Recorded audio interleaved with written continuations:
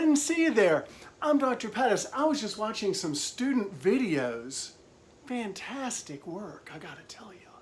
Well, I just want to share with you some ideas about different ways one can study. In particular, the gastrointestinal tract. And we're going to be looking at the abdominal cavity. So I'm going to start off with a little bit outside of our dissection. So, essentially we are a tube within a tube. So you can say, like, here's your mouth here, and here's your anus. So we draw a tube.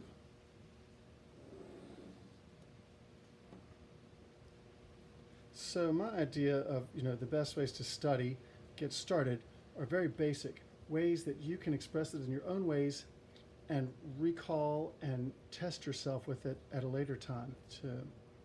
So there's your mouth. So we don't care about all this, whatever, pharynx and esophagus. We're going to make that all real small because we want to get right down to where we begin on this dissection, and that's, if this is the esophagus, then this is the gastroesophageal junction, and here's the stomach. This is the stomach. And then we're going to move from there into the small intestine.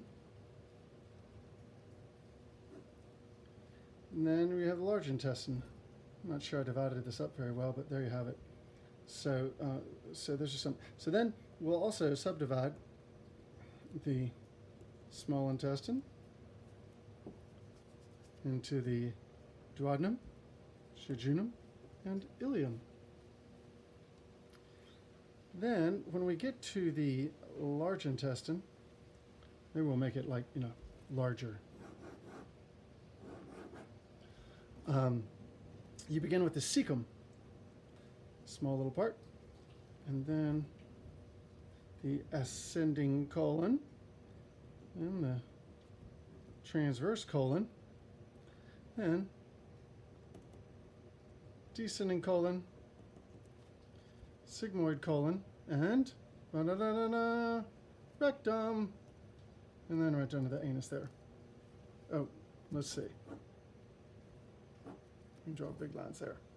So that actually is not officially part of the large intestine. It's the same thing. So the large intestine goes from cecum, ascending colon, transverse colon, descending colon, and sigmoid colon. So I would say when you get to lab, you want to know this line and this sequence, right? We're going to be throwing around the words of all of these organs, and you want to know that. Now, we started as a tube within a tube. Now, over time, embryologically, this tube grew longer than our body, so it squiggles all over the place. So when we talk about the logistics of where things are, we'll say left and right, we'll say superior and inferior, and that'll, tell you where it is in the body.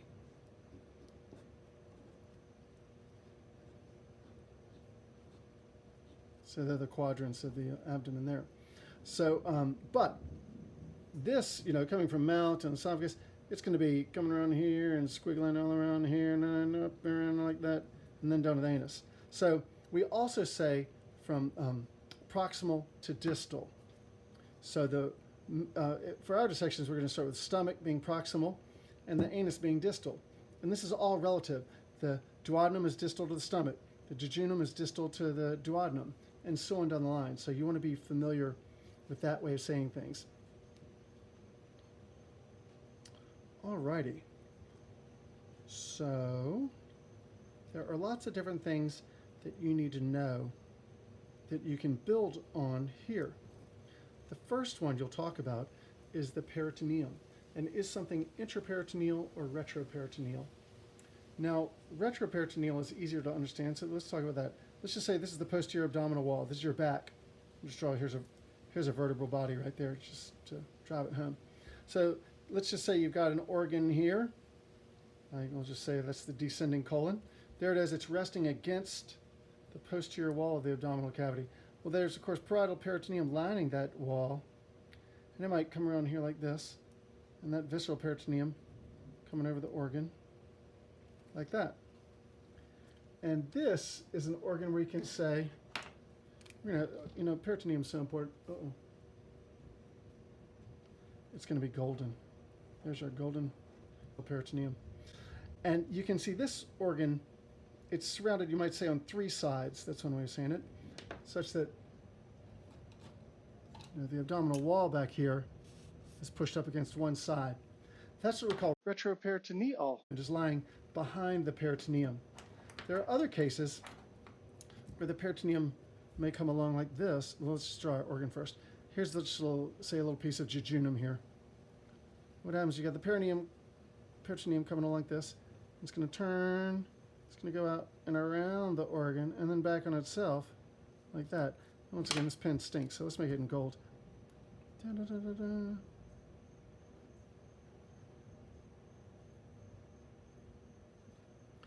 That is intraperitoneal or peritoneal. Some books will just say it's peritoneal, meaning it's in the peritoneum. So it's completely surrounded by the peritoneum. And it's hanging out from the wall. It's not embedded up against the wall. It's actually hanging in this sheet that extends from the wall. And this sheet is called a mesentery. So when you have a double layer of peritoneum extending from the wall out to an organ, we call that a mesentery. And it's very important because it's not just a double sheet of peritoneum, but the vasculature and lymphatics and autonomics and all the stuff that has to communicate out to this organ is going through this mesentery as well.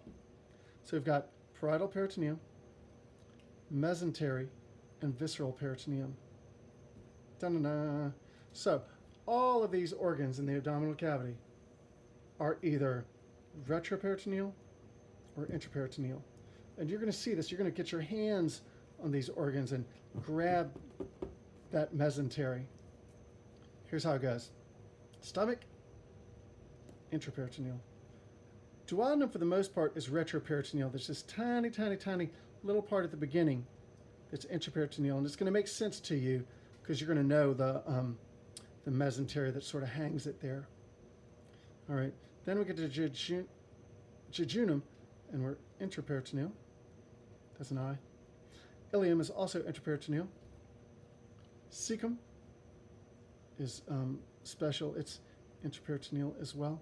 And then you got the ascending colon. It's retroperitoneal. Transverse, intra. Descending, retro. Sigmoid, intra. And then the rectum's, we'll just say retro for now. It's actually below the peritoneum, but we'll say retroperitoneal there. So there you have it. So you want to be able to list these organs from proximal to distal and name their peritoneal relation. It's just one very easy way, relatively easy way to keep this straight.